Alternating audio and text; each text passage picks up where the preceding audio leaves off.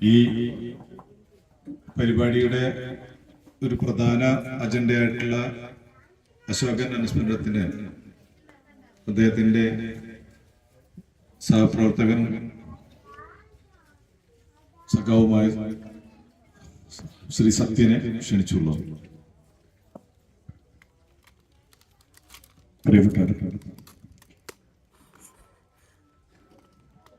പക്ഷെ ഈ ഗ്രാമത്തിലെ എല്ലാവരും നല്ല ഒരു സന്തോഷം നിറഞ്ഞൊരു ദിവസമായിട്ടാണ് എനിക്ക് തോന്നുന്നത്.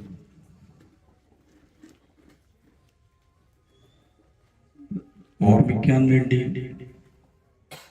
വ്യത്യസ്തങ്ങളായ പല പ്രവർത്തനങ്ങളും നമ്മുടെ നാട്ടിൽ സാധാരണയായി കാണാറുണ്ട്. സ്മാരകങ്ങൾ പണിയാറുണ്ട്. അതുപോലെ തന്നെ അന്നേ ദിവസം പല വ്യത്യസ്തങ്ങളായിട്ടുള്ള പരിപാടികൾക്ക് പ്ലാൻ ചെയ്യാറൊക്കെയുണ്ട്. ഇവിടെ മാഷ് ഇത് ഉദ്ഘാടനം ചെയ്തുകൊണ്ട് സൂചിപ്പിച്ച പോലെ ഒരു കാലത്തിനും അവസാനിപ്പിക്കാനാകാത്ത ഏറ്റവും മഹത്വരമായ ഒരു പ്രവർത്തനമാണ് അശോകന്റെ പ്രിയങ്കരായിട്ടുള്ള സുഹൃത്തുക്കൾ ചേർന്ന് ഇവിടെ തയ്യാറാക്കിയിട്ടുള്ളത്. അശോകന്റെ പേരിൽ തന്നെ അശോകന്റെ സ്മരണാർത്ഥം ഇവിടെ ഒരു വായനശാലയ്ക്ക് രൂപം കൊടുത്തിരിക്കുകയാണ്. ഏകദേശം 1000-ലധികം വരുന്ന പുസ്തകങ്ങൾ ഇന്ന് തന്നെ ഇതിൻ്റെ ഷെൽഫിൽ കയറി 1000-ലധികം വരുന്ന പുസ്തകങ്ങൾ ഒരു വായനശാലയിലേക്ക് വളരെ കുറഞ്ഞ സമയം കൊണ്ട് ഒരു ഗ്രാമപ്രദേശത്തെ അശോകന്റെ ഏറ്റവും അടുത്ത സുഹൃത്തുക്കളെല്ലാവരും കൂടി ചേർന്ന് പ്ലാൻ ചെയ്യുമ്പോൾ ഇത്ര വേഗം ഇത്രയും മനോഹരമായിട്ട് ഇത് സംഘടിപ്പിക്കാനാകുമോ എന്ന് ഒരു സംശയം നമുക്കുണ്ടായിരുന്നു. ആ സംശയം എങ്ങനെയാണ് ദൂരീകരിക്കപ്പെടുന്നതെന്ന് പറയുമ്പോൾ അശോകന്റെ പ്രവർത്തനവും അങ്ങനെയായിരുന്നു. ഇപ്പോഴത്തെ കാലത്ത് ഒരുപക്ഷെ ഈ സഹായങ്ങൾ അതുപോലെ തന്നെ ഇത്തരത്തിലുള്ള പ്രവർത്തനങ്ങളൊക്കെ നടത്തുമ്പോൾ ലക്ഷക്കണക്കിന് വരുന്ന ആളുകൾ ഇത് കാണാൻ എന്താണ് മാർഗം എന്ന് നോക്കി അതിനനുസരിച്ച് പ്രചാരണങ്ങൾ സംഘടിപ്പിക്കാറുണ്ട്. എന്നാൽ അശോകൻ അങ്ങനെ ഒരു പ്രചാരണങ്ങൾ സംഘടിപ്പിച്ചോ ഒന്നും ആയിരുന്നില്ല. അദ്ദേഹത്തിൻ്റെ സേവന പ്രവർത്തനങ്ങളും അതുപോലെ തന്നെ മറ്റ് സഹായങ്ങളെല്ലാം നിർവഹിച്ചിരുന്നത് വളരെ സൈലൻ്റായാണ് അത്തരം കാര്യങ്ങൾ അദ്ദേഹം ചെയ്തിരുന്നത്. പ്രധാനപ്പെട്ട കാര്യങ്ങളെല്ലാം നല്ല ഉച്ചത്തിൽ കൃത്യമായി എവിടെയും അവതരിപ്പിക്കും. എത്രയോ കുട്ടികൾക്ക് സഹായം നൽകുന്നത് ഞാനും അശോകൻ തനിച്ചായിരുന്നു. അശോകനത് ആരോടും പറഞ്ഞിരുന്നില്ല. അത് നമ്മളങ്ങനെ ആരോടും പറയേണ്ടതില്ല എന്ന് തീരുമാനിക്കും. ചില യോഗങ്ങളിൽ ചില പ്രധാനപ്പെട്ട പ്രശ്നങ്ങളെ സംബന്ധിച്ച് പറയുമ്പോൾ യോഗത്തിൽ ഒരുപക്ഷെ അപ്പോൾ അതിനെക്കുറിച്ച് മറുപടിയൊന്നും പറയില്ല. പിന്നെ രാത്രിയിൽ വിളിച്ച് ആ കക്ഷിയെ നമുക്ക് എങ്ങനെ സഹായിക്കാൻ പറ്റുക, നമുക്കൊന്ന് ആലോചിക്കാം എന്നാണ് പറയാറ്. അത് ആലോചിക്കാമെന്ന് പറഞ്ഞാൽ ഒരുപക്ഷെ അശോകന്റെ ഒരു ദിനം ആരംഭിക്കുന്നത് നമ്മളിൽ പലരിൽ നിന്നും വ്യത്യസ്തമായിരുന്നു. ഏറ്റവും നേരത്തെ ഒരുപക്ഷെ ഈ പല യോഗങ്ങളിലും നമ്മൾ പറയാറുണ്ട്, ആദ്യം എഴുന്നേൽക്കുന്നതും അവസാനം ഉറങ്ങുന്നതും നമ്മുടെ വീട്ടിലെ അമ്മമാരോ അല്ലെങ്കിൽ സഹോദരിമാരൊക്കെയാണെന്ന്. അതാണ് ഭൂരിപക്ഷം അങ്ങനെയായിരിക്കാം. അശോകന്റെ വീട്ടിൽ അശോകനാണ് ആദ്യം എഴുന്നേൽക്കുന്നതും ഏറ്റവും അവസാനം ഉറങ്ങുന്നതും. അത് അശോകന്റെ ജീവിതത്തിൽ അങ്ങനെ ഒരു സാഹചര്യമാണ് ഉണ്ടായിരുന്നത്. അതിനിടയിലാണ് ഈ പ്രവർത്തനങ്ങളൊക്കെ നടത്തിയിരുന്നത് എന്നാണ്. എത്രയും കുറഞ്ഞ സമയം കിട്ടിയാലും ഇങ്ങനെ മനുഷ്യരെ സഹായിക്കാൻ ആവശ്യമായ സമയം കണ്ടെത്താൻ, കാലത്തെ മാറ്റിമറിക്കാൻ പോകുന്ന ആശയങ്ങളെ ജനങ്ങളിലേക്ക് എത്തിച്ച ഏറ്റവും പ്രധാനപ്പെട്ട പുസ്തകങ്ങൾ വായിച്ചതുകൊണ്ടാണ് അശോകന്റെ ജീവിതത്തിൽ ഭൗതികമായ കാര്യങ്ങൾക്ക് പ്രാധാന്യം നൽകിയിരുന്ന ഒരാളാണ്. ഒരിക്കലും അദ്ദേഹം ഒരു വിശ്വാസത്തിൻ്റെ പാതയിൽ അങ്ങനെ വിശാലമായി സഞ്ചരിച്ചിട്ടില്ല. വിശ്വാസികളായവർ ഏറ്റവും പ്രിയപ്പെട്ടവരാണ്, അവിശ്വാസികൾ പ്രിയപ്പെട്ടവരാണ് എല്ലാമായും. അങ്ങനെ ഒരു കാര്യത്തിൽ ഒരു വഴിയിൽ സഞ്ചരിച്ച ആളുമല്ല. അത്ഭുതം തോന്നും വിധമാണ്. ഒരുപക്ഷെ അവരെക്കാൾ സമയമുള്ള അശോകന്റെ ജീവിതത്തിൽ അശോകൻ പുലർത്തിയിരുന്ന അല്ലെങ്കിൽ നിർബന്ധിതമായി ചെല്ലേണ്ടുന്ന സമയങ്ങൾ കണ്ടാൽ ഒരുപക്ഷെ നമുക്കത് ചിന്തിക്കാൻ കഴിയില്ല. അത്രയേറെ കാര്യങ്ങൾ അദ്ദേഹം ചെയ്യും. പക്ഷെ അശോകൻ എത്തേണ്ടടുത്ത് കൃത്യമായിട്ട് എത്തും. മക്കളുടെ കാര്യത്തിൽ ഒരുപക്ഷെ എൻ്റെ മോളടക്കം വരുന്നവർ അശോകനെ അച്ഛൻ എന്ന മാതൃകയായിട്ട് അവതരിപ്പിക്കുക. അത് ഇടയ്ക്കിടയ്ക്ക് അവർ പറയുമ്പോഴാണ്, വെറുതെ പറയുന്നതല്ല. മക്കളോടൊരച്ഛൻ എങ്ങനെയാണ് അവർക്ക് ഭക്ഷണം, രുചികരമായ ഭക്ഷണം ഉണ്ടാക്കി കൊടുക്കാൻ, അതുവഴി അറിയാതെ തന്നെ ഈ പറയുന്നവരൊക്കെ അച്ഛനായി അശോകനെ കാണുന്ന സ്ഥിതി. നമ്മളേറെ തിരക്കുള്ളവരാണെന്ന് മനസ്സിലാക്കി ട്യൂഷനിൽ നിന്ന് മോളെ എടുത്ത് വീട്ടിലെത്തിച്ചു കൊണ്ടുവരുന്ന ചില ഘട്ടങ്ങളിൽ ജനുവാണ് അത് നിർവഹിച്ചിരുന്നത്. ഞാൻ അത്ഭുതപ്പെടാറുണ്ട്, എങ്ങനെയാണ് ഈ സമയം ഒരു KSFBയിലെ കുറിപിരിവുകാരനായ, അത് പരമാവധി അതിൽ നിന്ന് ലഭിക്കുന്ന തുക കൊണ്ട് ആ കുടുംബം മുന്നോട്ട് കൊണ്ടുപോകണം. അതോടൊപ്പം നേരത്തെ പറഞ്ഞ കുടുംബത്തെ കാര്യങ്ങൾ നടക്കുന്നതിന് തുല്യമായി പ്രയാസം അനുഭവിക്കുന്നവർക്ക് എത്ര പുസ്തകങ്ങളാണ് ഓരോ ഇയറിലും മൂക്കുതല ഹയർ സെക്കൻഡറി സ്കൂളിൽ ആരും അറിയാതെ തന്നെ എത്തിച്ചു കൊടുത്തിരുന്നു. പരസ്യമാക്കാതെയാണ് അത്. സാമ്പത്തിക സഹായം, പുസ്തകങ്ങൾ വായിക്കാൻ വേണ്ടി 5-ലധികം വരുന്ന പുസ്തകങ്ങൾ എനിക്ക് പല ഘട്ടങ്ങളിലും കൊണ്ടുവരും. സമയം കിട്ടുമ്പോൾ വായിക്കുന്ന നന്നാവും. ചില നിർദ്ദേശങ്ങൾ തരും. അപ്പോഴാണ് നമ്മൾ ശ്രദ്ധിക്കുക, അശോകൻ ഇവിടെ ഇതൊക്കെ ശ്രദ്ധിക്കുന്ന ഒരാളാണ്. ഇതൊക്കെ ശ്രദ്ധിക്കുന്നുണ്ടെന്ന് നമുക്ക് അപ്പോഴാണ് അത്ഭുതപ്പെടുന്നത്. ഈ നിലയിൽ ഒരുപാട് സുഹൃത്തുക്കളെങ്കിൽ ഞാൻ വിദ്യാഭ്യാസ സമയത്ത് പരിചയപ്പെട്ട ഒരാളല്ല. കുറച്ചുകൂടെ പക്വതയോടുകൂടി പ്രവർത്തനങ്ങൾ ആരംഭിക്കുമ്പോഴാണ് അശോകനെ പരിചയപ്പെടുന്നത്. വിദേശത്ത് നാട്ടിൽ നിൽക്കുന്ന ഘട്ടമല്ല, എത്രയോ കാലത്ത്, ദീർഘകാലത്ത് ബന്ധത്തിൻ്റെ ഒരു തീക്ഷ്ണതയിലേക്ക് ആ ബന്ധം മാറുന്നത്. അത് അശോകനെ സംബന്ധിച്ച് നമുക്കുണ്ടാകുന്ന, അല്ലെങ്കിൽ അശോകനെ ഒരാൾ എങ്ങനെയൊക്കെ ആകാം, പ്രത്യേക ആശയങ്ങളുണ്ട്. ഇപ്പം ഓണത്തിന് ഒരുമിച്ച് ഉണ്ണണം, ഒരുമിച്ചിരിക്കാൻ തീരുമാനിച്ചിട്ടുണ്ട്. അശോകൻ്റെ ഒരു ആഗ്രഹമാണ്. അങ്ങാടിയിൽ ഓണത്തിൻ്റെ അന്ന് ഞങ്ങൾ സദ്യ വെച്ചു. അത് ഭയങ്കരമായിട്ട് അതിനെ സപ്പോർട്ട് ചെയ്യുന്ന അശോകനാണ്. അതിൻ്റെ സാമ്പത്തിക കാര്യങ്ങളിലും അതെല്ലാ കാര്യത്തിലും ഭയങ്കരമായിട്ട് സപ്പോർട്ട് ചെയ്യും. എന്ന് വെച്ചാൽ ഓണത്തിൻ്റെ അന്ന്, തിരുവോണത്തിൻ്റെ അന്ന് അങ്ങാടി സദ്യ ഒരുക്കി, അതിന് വലിയ പിന്തുണയാണ്, വലിയ സഹായമാണ്. അപ്പോൾ ഓരോന്നും ശ്രദ്ധിക്കും, സൂക്ഷ്മമായി ശ്രദ്ധിക്കും. ഈ ഓട്ടത്തിലിടയിൽ തിരക്ക് പിടിച്ച് ജീവിതത്തിൻ്റെ രണ്ടറ്റം മുട്ടിക്കാൻ വേണ്ടിയിട്ട് പ്രയാസം അനുഭവിച്ചുകൊണ്ടിരിക്കുന്ന ഈ സാഹചര്യത്തിൽ എല്ലാം ശ്രദ്ധിക്കുക എന്നത് വളരെ പ്രധാനമാണ്. അതോടൊപ്പം കുട്ടികളുടെ കൂടെയും കുട്ടികളുടെ സുഹൃത്തുക്കളുടെ കൂടെയും ആവശ്യമായ വിധത്തിലുള്ള കൂട്ടുചേരാനും അവർക്കൊപ്പം നിൽക്കാനും അവർക്ക് ഭക്ഷണം വാങ്ങിച്ചു കൊടുക്കാനും ഇങ്ങനെ സൂക്ഷ്മമായ എല്ലാ കാര്യങ്ങളിലും ശ്രദ്ധിച്ചു പോരുന്ന ഒരാളായി അശോകൻ മാറുന്നു. വായനയുടെ ഭാഗമാണ്. സ്കൂളിൽ PTA ആണെങ്കിൽ, ക്ലാസ് PTA ആണെങ്കിൽ അവിടുത്തെ ക്ലാസ്സിനെ സംബന്ധിച്ച് വിലയിരുത്തി ആദ്യവും കൃത്യമായി സംസാരിക്കുന്ന ആൾ അശോകനായിരിക്കും.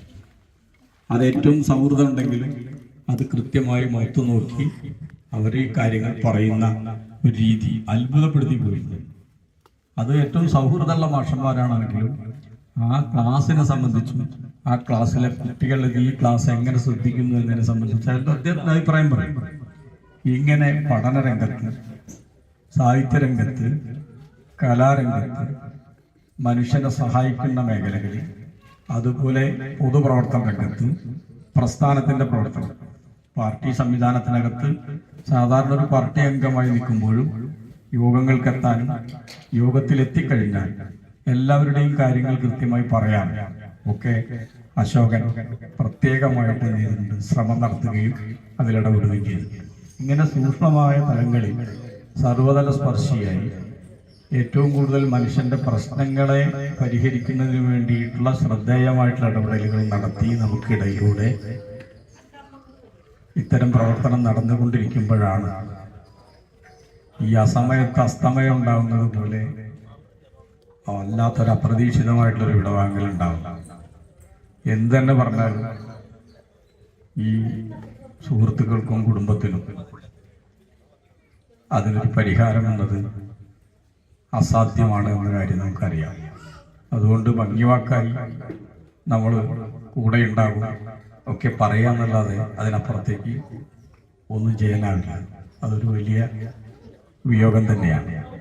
അത് മനസ്സിലമർത്തിയാണ് ഇപ്പോഴും ആ ഈ വേർപാട് അംഗീകരിക്കാനാവാത്ത വിധമാണ് അദ്ദേഹത്തിൻ്റെ സുഹൃത്തുക്കളും പ്രിയങ്കരായിട്ടുള്ള ബന്ധുക്കളും ഒക്കെ ഉള്ളത്. അതാണ് ഇതുമായി ബന്ധപ്പെട്ട് എനിക്ക് സൂചിപ്പിക്കാനുള്ളത്. തീർച്ചയായിട്ടും അശോകന്റെ പേരിലുള്ള വായനശാല, അശോകനെ അറിയാൻ ഈ നാട്ടിലെ ആളുകൾക്ക് അതുകൊണ്ട് സാധ്യമാകും. അശോകന്റെ പേരിലുള്ള ഈ വായനശാല എപ്പോഴും കാൽപ്പെരുമാറ്റമുള്ളൊരു വായനശാലയായിരിക്കും. ആളിവിടെ വരും, കുറച്ചാളുകളെങ്കിലും വായിക്കും. വായനയിൽ നിന്ന് അകന്നു എന്ന് ഞാൻ പറയുന്നില്ല, വായനയുടെ പുതിയ തലത്തിലേക്ക് ആളുകൾ മാറുന്നൊരു ഘട്ടമാണ്. നേരത്തെ പറഞ്ഞ ഈ വായന നമ്മുടെ കയ്യിലുള്ള മൊബൈലിൽ എല്ലാം കിട്ടുന്നൊരു സാഹചര്യം ഇതൊക്കെയാണെങ്കിൽ പോലും വായനശാലകളിലേക്ക് മുമ്പത്ര പോലെ ആളുകൾ വരുന്നില്ല എന്ന വിമർശനം നിൽക്കുന്നുണ്ടെങ്കിലും വായനശാലകൾ അനിവാര്യമാണെന്നും വായനശാലകളുമായി ബന്ധപ്പെട്ട പ്രവർത്തനങ്ങളിൽ എപ്പോഴും ഓരോ നാടും നല്ല പ്രാധാന്യവും നല്ല റെസ്പെക്റ്റും അതിന് നൽകുന്നുണ്ട് എന്നതുകൂടി നമുക്ക് കാണാനാകും. കൂടുതൽ വായനശാലയൊന്നുമുള്ള ഒരു നാടല്ല നമ്മുടെ നല്ലമുക്ക്. എന്നാൽ ഇങ്ങനെ ചില ഗ്രാമങ്ങളിൽ ഇത്തരത്തിലുള്ള വായനശാലകൾ വരുന്നതിന് അശോകന്റെ പേരിലുള്ള ഈ വായനശാലയുടെ രൂപീകരണത്തോടെ മറ്റു തലങ്ങളിലും ഇങ്ങനെയുള്ള ചില ഇടങ്ങൾ, ഗ്രാമപ്രദേശങ്ങളിലെ പൊതു ഇടങ്ങൾ, എല്ലാവർക്കും ഒരുമിച്ചിരിക്കാവുന്ന ഒരു സ്പേസ്, ജാതിക്കും മതത്തിനും രാഷ്ട്രീയത്തിനും അപ്പുറത്ത് അറിവ്, ലോകത്തിന്റെ മുന്നേറ്റങ്ങൾക്ക് ഇത്തരത്തിലുള്ള വായനകൾക്കുള്ള സാധ്യമായ സാഹചര്യങ്ങൾ, അതുകൊണ്ട് തന്നെ പുതിയ കാലത്തേക്ക് ഏറ്റവും ഗുണം ചെയ്യുന്ന വായന സാധ്യമാകുന്ന ഒരു സ്പേസാണ് അശോകന്റെ പേരിലൂടെ ഒരുങ്ങിയിട്ടുള്ളത്.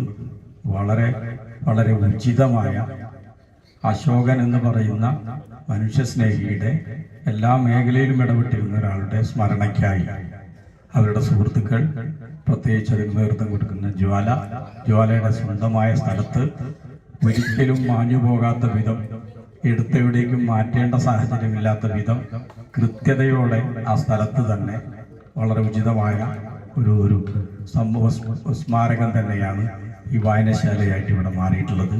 ഈ വായനശാലയുടെ പ്രവർത്തനങ്ങളിൽ പിന്നിൽ കൃത്യമായി പ്രവർത്തിച്ചവരുണ്ട്.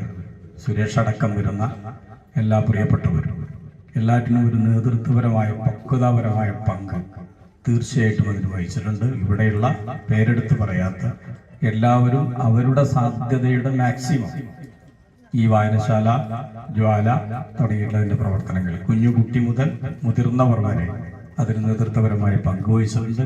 അവരെ ഹൃദയത്തോട് ചേർത്ത് അഭിനന്ദിക്കുകയും വളരെ സന്തോഷത്തോടു കൂടി ഈ വായനശാലയുടെ ഉദ്ഘാടനത്തിൽ പങ്കെടുക്കുന്നു. അതോടൊപ്പം ഏറ്റവും വേദനാജനകമായ ചില ഓർമ്മകൾ പങ്കുവയ്ക്കുന്നു. ഇങ്ങനെ അദ്ദേഹത്തിൻ്റെ കാലത്ത് നമുക്ക് അവരെ കൂടെ പ്രവർത്തിക്കാൻ കഴിഞ്ഞ നല്ല ഓർമ്മകളുമായി നമുക്ക് മുന്നോട്ട് പോകാം. തീർച്ചയായിട്ടും ആ കുടുംബത്തെയും ആ കുടുംബത്തിൻ്റെ പ്രധാനപ്പെട്ട മുഴുവൻ ആളുകളെയും ഈ വായനശാലയുടെ കൂടെ ഒത്തുകൂടിയവരും പ്രസ്ഥാനവും നിങ്ങൾക്കൊപ്പം ഉണ്ടാവും രക്ഷിതാവിനെ പോലെ എന്നൊരുറപ്പും ആ കുടുംബത്തിൽ നൽകിക്കൊണ്ട് ഈ അശോകന്റെ പേരിലുള്ള വായനശാലയുടെ ഭാഗമായ അനുസ്മരണ പരിപാടി പങ്കെടുക്കാൻ ക്ഷണിച്ചവരോട് നന്ദി രേഖപ്പെടുത്തിക്കൊണ്ട് ഞാൻ അവസാനിപ്പിക്കുന്നു. നന്ദി, നമസ്കാരം. സത്യത്തിൽ സത്യൻ്റെ അനുസ്മരണ പ്രസംഗത്തിൽ ഞാനാകെ എന്നെ തന്നെ വിട്ടുപോയൊരവസരമാണ്. എങ്കിലും എനിക്ക് ചില കാര്യങ്ങൾ പറയാതെ ഇവിടുന്ന് പോകുന്നത് ശരിയല്ല എന്നുള്ള തോന്നലിൻ്റെ ഭാഗമായി ചിലത് പറയാം. കഴിഞ്ഞ 376 ദിവസങ്ങൾ ജീവിതത്തിൽ തീർത്തും അപരിചിതമായ ഓരോ നിമിഷങ്ങളായിരുന്നു. ദിവസം എന്ന് പറയാൻ പറ്റില്ല, ഓരോ നിമിഷങ്ങളായി ജീവിച്ചുകൊണ്ടിരിക്കുകയായിരുന്നു. തീർത്തും അപരിചിതമായ അനുഭവങ്ങൾ, തീർത്തും അപരിചിതമായ ഉത്തരവാദിത്തങ്ങൾ, തീർത്തും അപരിചിതമായ മുന്നോട്ട് പോക്കുകൾ അത്തരത്തിൽ പോയിക്കൊണ്ടിരിക്കുകയായിരുന്നു. എന്നെ സംബന്ധിച്ച് പറയുകയാണെങ്കിൽ ഞാൻ എൻ്റെ ജീവിതത്തിൽ കഴിഞ്ഞ 376 ദിവസം വരെ അനുഭവിച്ചതിന് മുൻപ് യാതൊരു തര ഉത്തരവാദിത്തങ്ങളും ഏറ്റെടുക്കാത്ത, ജീവിതത്തെ വളരെ എന്താ പറയാ തീർത്തും നിരുത്തരവാദപരമായി നോക്കിക്കണ്ട് ജീവിച്ചിരുന്ന ഒരു വ്യക്തിയായിരുന്നു. അതിന് കാരണം എൻ്റെ ജ്യേഷ്ഠൻ എൻ്റെ വ്യക്തിപരമായ കാര്യങ്ങളിൽ പോലും ശ്രദ്ധിച്ചുകൊണ്ട്, എന്നെ ഓർമ്മപ്പെടുത്തിക്കൊണ്ട്, അത്തരം കാര്യങ്ങൾ ചെയ്തുകൊണ്ട് എനിക്ക് മുന്നിൽ ഉണ്ടായിരുന്നു എന്ന വിശ്വാസം തന്നെയായിരുന്നു. എൻ്റെ ജീവിതത്തിൻ്റെ പല ഘട്ടങ്ങളിലും, പ്രധാന ജീവിതഘട്ടങ്ങളിൽ പോലും ഞാനതൊന്നും ശ്രദ്ധിക്കാതെ ജീവിച്ചു പോയിരുന്ന ഒരാളാണ്.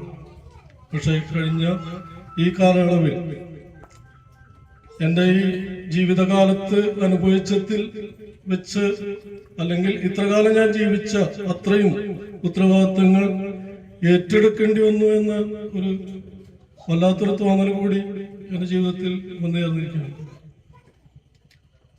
ഇവിടെ കൂടിയ ആളുകളെ ഇത്തരം കാര്യങ്ങളെല്ലാം ഓർമ്മപ്പെടുത്തുന്നുണ്ട് എന്ന് എനിക്കറിയാം. എങ്കിൽ തന്നെ ആമുഖമായി പറഞ്ഞു എന്ന് മാത്രം. ജ്വാല സാംസ്കാരിക നിലയം എൻ്റെ ജ്യേഷ്ഠൻ ഹൃദയത്തിൽ കൊണ്ടുനടന്നിരുന്ന ഒരു സംഘടന തന്നെയായിരുന്നു, ഒരു പ്രസ്ഥാനം തന്നെയായിരുന്നു. അവൻ്റെ ഓരോ ചിന്തകളിലും ഈ ജ്വാലയുടെ പ്രവർത്തനങ്ങളുമായി ഞാനുമായി കൂടിയാലോചിച്ച കാര്യങ്ങളാണ് ജ്വാലയിൽ വന്ന് അവൻ പലപ്പോഴും സംസാരിക്കാറുള്ളത്. ആ സംസാരിച്ച കാര്യങ്ങൾ അത് പ്രാവർത്തികമാക്കാൻ വേണ്ടി അവൻ ചെയ്യുന്ന ഓരോ പ്ലാനിങ്ങുകളും ഞങ്ങൾ രണ്ടാളും കൂടി ഇരുന്നിട്ട് തന്നെയാണ് സംസാരിക്കാറുണ്ടായിരുന്നത്. ഏറ്റവും ഒടുവിൽ കഴിഞ്ഞ ഓണത്തിൽ, ഈ 2023 ഓണത്തിനുണ്ടായിട്ടുള്ള, സത്യൻ സൂചിപ്പിച്ചതുപോലെ ഒന്നിച്ചിരിക്കാം, ഒരുമിച്ച് ഭക്ഷണം കഴിക്കാം, അങ്ങനത്തെ ഒരു ടൈറ്റിലായിരുന്നു. അതിപ്പോൾ എൻ്റെ ഓർമ്മയിൽ ശരിക്കും കിട്ടുന്നില്ല. ആ ഒരു ആശയം നമ്മുടെ ഈ ഗ്രാമപ്രദേശത്തെ ഒരു പക്ഷേ ആദ്യമായും ഇന്നലെ വരെ അവസാനമായും കണ്ടിട്ടുള്ള ഒരു കാര്യമാണ്. അത്തരം ഒരുപാട് ഭാവനകൾ അവൻ്റെ മനസ്സിൽ ഈ സമൂഹത്തിന് വേണ്ടി അവൻ കാത്തു സൂക്ഷിച്ചിരുന്നു, അത് പ്രാവർത്തികമാക്കാൻ വേണ്ടി ശ്രമിച്ചിരുന്നു. ഏറ്റവും ചുരുക്കി പറയുകയാണെങ്കിൽ ഏതൊരു കാര്യത്തെയും ഏറെ പോസിറ്റീവായി, വളരെ സമരസപ്പെട്ടുകൊണ്ട്, എന്നിൽ നിന്നും വളരെ വ്യത്യസ്തമായി, ഞാൻ എപ്പോഴും കലഹിക്കാൻ ആഗ്രഹിക്കുന്ന ഒരു മനസ്സുള്ള വ്യക്തിയാണ്. എൻ്റെ ജീവിതം കലഹത്തിലൂടെ ജീവിക്കാൻ ആഗ്രഹിക്കുകയും ആ കലഹങ്ങൾക്ക് വളരെ കൃത്യതയോടുകൂടി ആ കലഹങ്ങളെ നോക്കിക്കാണുന്ന ഒരു വ്യക്തി കൂടിയാണ്. എൻ്റെ ജ്യേഷ്ഠൻ നേരെ തിരിച്ചാണ്. എല്ലാത്തിനോടും സമരസപ്പെട്ടുകൊണ്ട്, എല്ലാത്തിനെയും വളരെ പോസിറ്റീവായി മാത്രം നോക്കിക്കാണുകയും ചെയ്ത്, നേരത്തെ പറഞ്ഞതുപോലെ ഈ സമൂഹത്തിൽ ഉണ്ടാകുന്ന ഓരോ ചലനങ്ങളും, ഇപ്പോൾ ഒരു കുട്ടിയുടെ, ഒരു നിർധനയായ ഒരു കുട്ടിയുടെ വിവാഹമാണെങ്കിൽ പോലും, ഒരു നിർധനരായ ഒരു കുടുംബത്തിൽ നിന്നുള്ള കുട്ടിയുടെ വിദ്യാഭ്യാസമാണെങ്കിൽ പോലും, കേട്ടറിഞ്ഞാൽ പോലും അത് നിറവേറ്റി കൊടുക്കാൻ തന്നെ കൊണ്ടാവുന്നതിൽ കൂടുതൽ ശ്രദ്ധിക്കുന്ന ഒരു മനസ്സായിരുന്നു അദ്ദേഹത്തിന്. ഈ ജ്വാല സാംസ്കാരിക നിലയം ഈ നാടിന് ഒരു മാതൃകയായി തന്നെയാണ് അദ്ദേഹത്തിൻ്റെ പേരിൽ ഇങ്ങനൊരു ഗ്രന്ഥശാല രൂപപ്പെടുത്തിയിട്ടുള്ളത്. ഈ ഗ്രന്ഥശാലയ്ക്ക് രൂപം നൽകുന്ന ഒരു ഘട്ടത്തിൽ തന്നെ ഞാൻ എൻ്റെ കുടുംബാംഗങ്ങളും എൻ്റെ സുഹൃത്തുക്കളുമായി സംസാരിച്ചപ്പോൾ അവർ എനിക്ക് തന്ന ഒരു ഉറപ്പ് എന്ന് പറഞ്ഞാൽ നമുക്ക് വലിയൊരു പുസ്തക കളക്ഷൻ തന്നെ ആ ഗ്രന്ഥശാലയ്ക്ക് നൽകേണ്ടതുണ്ട്. അപ്പോൾ അതിൻ്റെ ഭാഗമായി 25,000 രൂപയിൽ കുറയാത്ത ഒരു സംഖ്യയുടെ പുസ്തകം ഈ ഗ്രന്ഥശാലയ്ക്ക് നൽകാൻ വേണ്ടിയുള്ള ഒരു തീരുമാനം കൂടി ഞങ്ങൾ എടുത്തിട്ടുണ്ട്. അതിൽ കുറച്ച് പുസ്തകങ്ങൾ കൊടുത്തു കഴിഞ്ഞിട്ടുണ്ട്. ഇനി ബാക്കിയുള്ള പുസ്തകങ്ങൾ ഏട്ടൻ്റെ മോളുടെ കുറച്ച് കളക്ഷൻസ്, അവൾ ആഗ്രഹിക്കുന്ന കുറച്ച് പുസ്തകങ്ങൾ ഈ ഗ്രന്ഥശാലയിൽ വേണമെന്ന് അവൾ ആഗ്രഹിക്കുന്നുണ്ട്. അപ്പോൾ അത്തരം പുസ്തകങ്ങളുടെ ഒരു ലിസ്റ്റ് തയ്യാറാക്കിയിട്ടുണ്ട്. ആ പബ്ലിഷേഴ്സിൻ്റെ വിവരങ്ങളൊക്കെ അറിഞ്ഞുകൊണ്ട് വളരെ സൂക്ഷ്മമായി തന്നെ പുസ്തകങ്ങൾ ഏറ്റവും ഈ നാടിനും ഈ പുതിയ തലമുറയ്ക്കും ഉപകാരപ്രദമാകുന്ന തരത്തിൽ വായനയെ പ്രചുരപ്പെടുത്താൻ വേണ്ടി ഈ നാടിന് വായന കൊണ്ടും പുതിയ ഒരു കാലഘട്ടത്തെ മാഷ് നേരത്തെ പറഞ്ഞതുപോലെ ഡിജിറ്റൽ യുഗത്തിൽ നിന്നും വീണ്ടും വായനയുടെ പുസ്തകങ്ങളുടെ ഒരു യുഗത്തിലേക്ക്, ആ ഒരു കാലഘട്ടത്തിലേക്ക് തിരിച്ചു കൊണ്ടുവരാൻ ഈ വായനശാലയ്ക്ക് സാധിക്കും. അതിനുവേണ്ടി പ്രവർത്തിക്കാൻ ഈ നാട്ടിലെ ഈ ജ്വാലയും ഈ നാട്ടിലെ എല്ലാ സന്മനസ്സുള്ള മനുഷ്യരും ഉണ്ട്. കൂടെ തന്നെ ഞാനും എൻ്റെ കുടുംബവും ഈ പ്രവർത്തനങ്ങളുമായി മുന്നോട്ട് ഉണ്ട് എന്നുള്ളത് കൂടി അറിയിച്ചുകൊണ്ട് ഈ ഗ്രന്ഥശാലയുടെ മുന്നോട്ടുള്ള യാത്ര ഏറ്റവും സുഖകരമായി നടക്കട്ടെ എന്ന് ആശംസിച്ചുകൊണ്ട് ഞാൻ എൻ്റെ വാക്കുകൾ ഉപസംഹരിക്കുന്നു.